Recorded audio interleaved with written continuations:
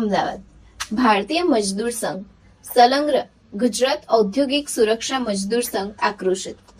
વિશ્વના સૌથી મોટા શ્રમિક સંગઠન એવા ગુજરાત ઔદ્યોગિક સુરક્ષા દળ મજદૂર સંઘ દ્વારા પડતર પ્રશ્નો અને આ સંસ્થાના સીઈઓની કંડગતની આક્રોશિત થઈને વારંવાર રજૂઆત છતાં કોઈ હકારાત્મક પરિણામ નહીં આવતા આજરોજ ભારતીય મજદૂર સંઘના પ્રદેશ કાર્યાલય ખાતે પ્રેસ કોન્ફરન્સ કરી 10 દિવસમાં કોઈ હકારાત્મક નિકાલ નહીં આવે તો ભારતીય મજદૂર સંઘના માર્ગદર્શન હેઠળ 155 જેટલા સલંગ્ર સંગઠનો સાથે જિલ્લા મથકોએ આવેદનપત્રો આપી આંદોલનાત્મક કાર્યક્રમોની શરૂઆત કરશે। ઔદ્યોગિક સુરક્ષા દળ મજદૂર સંઘના મહામંત્રી તરીકે હું ફરજ નિભાવું છું।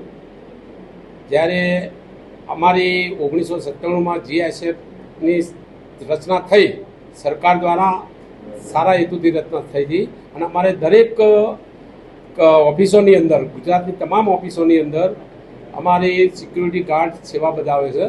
ત્યારે અમારા આનું સંચાલન સીઓ સાહેબશ્રી કરતા હોય છે। 2025ની સાલની અંદર સીઓ સાહેબ પીજી ધારેયા સાહેબને મૂકવામાં આવ્યા હતા, એ એસઆરપીમાંથી છે। તેઓ આજ સુધી ગાર્ડના હિત માટે કોઈ પણ કાર્ય કરેલ નથી અને તેઓ અમારા બીએમએસના જેટલા પણ હોદ્દેદારો છે એમની સાથે મતભેદ રાખી અમારા હોદ્દેદારોના પદાધિકારીઓને નોટિસો આપે છે, એમને સસ્પેન્ડ કરે છે અને કોઈ પણ ગાર્ડ ત્યાં જાય એટલે એમ જ કે તમારા પદાધિકારી કે તમારા એસએસઆઈ બીએમએસનો છે તો બીએમએસના અમે બધા કાર્યકર્તાઓ એમનાથી લોકો ગભરાય છે। રાજેન્દ્રસિંહ બી ચુડાસમા ભારતીય મજદૂર સંઘ ગુજરાત પ્રદેશના ઉપાધ્યક્ષ અને મીડિયા ઇન્ચાર્જની જવાબદારી છે। ત્યારે આજ રોજ આપણે જોયું છે કે ભારતીય મજદૂર સંઘના પ્રદેશ કાર્યાલય એક મહત્વની પ્રેસ કોન્ફરન્સ આપના માધ્યમથી કરવી પડી છે। અમારા ભારતીય મજદૂર સંઘના પ્રદેશ અધ્યક્ષ જિગ્નેશભાઈ મજુમદાર અને મહામંત્રી શ્રી ગિરીશભાઈ પટેલ દ્વારા આજે તાત્કાલિક અમને સૂચના આપી કે જીએસએફના પ્રશ્નો ખૂબ જ છે। આપણે જોયું છે મિત્રો, જીએસએફના પ્રદેશ મહામંત્રીએ કેટલી બધી વ્યથા વ્યક્ત કરી।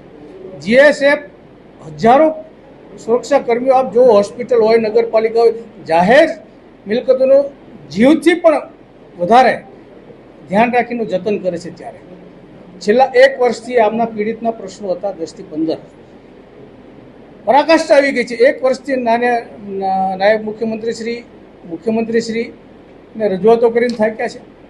આજે ભારતીય મજદૂર સંઘના પ્રદેશ અધ્યક્ષ મહામંત્રીએ નિર્ણય કર્યો છે કે પ્રેસ કોન્ફરન્સ કરી આમના પ્રશ્નોને મીડિયાના મારફત ઉજાગર